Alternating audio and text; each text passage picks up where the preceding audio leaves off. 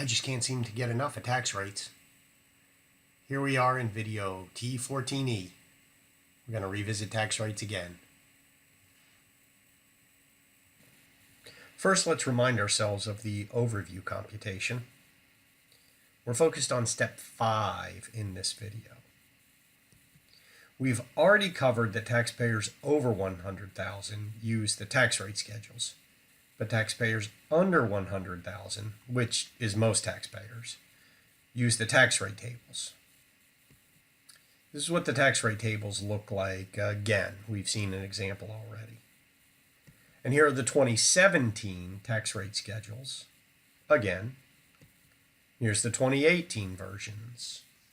Again. Okay, so we are going to complicate the tax calculation a bit. Recall that certain characters of income, for example, long-term capital gains, enjoy preferential rates. We need to weave together the ordinary tax calculation with the preferential tax calculation to see how it works. I'm going to use 2017 rates, but 2018 and beyond works more or less the same way. Our taxpayer, Betty, has $97,000 in wages, $13,000 in long-term capital gains, and $10,000 worth of deductions. Therefore, her taxable income is $100,000. However, if we apply the tax rate schedules, we would tax all of Betty's income at ordinary tax rates, and she's eligible for preferential tax rates on the capital gains. So instead, we're going to bifurcate the total taxable income into the portion eligible for preferential rates, and the remainder is subject to ordinary rates. The $87,000 of ordinary is just pushed through the tax rate schedules as previously to yield an ordinary tax of $17,489. The $13,000 is multiplied by 15% for a tax of $1,950.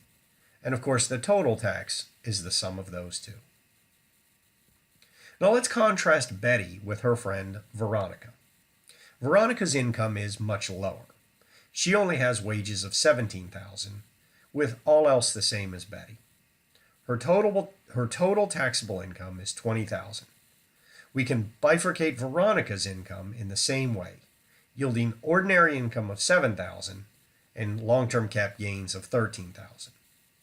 Using the 2017 rate tables, Veronica is taxed at 10% on her ordinary income.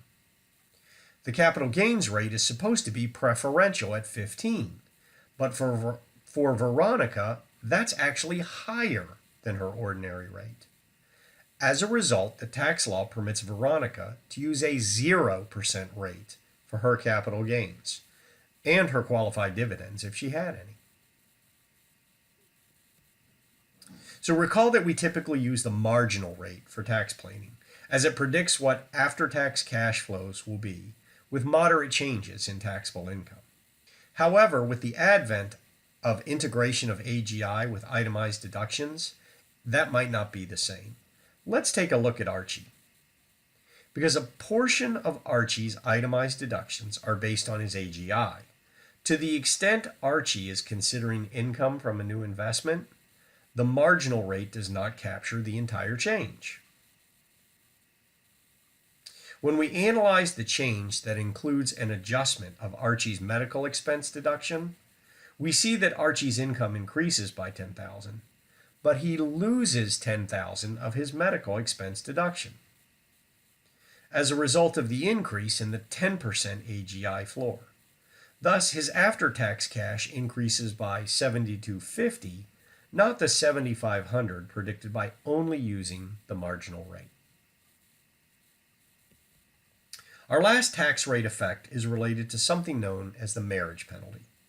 This is described as a penalty because in certain instances, but certainly not all, a married couple will pay more in tax than if both spouses filed single, which of course is not available to married couples. The new tax law reduces, but does not eliminate, the marriage penalty. That brings us to the end of video T14E on tax rates. Again, no guarantees, but this might be our last tax rate video in the course. It's about time. Thanks for watching.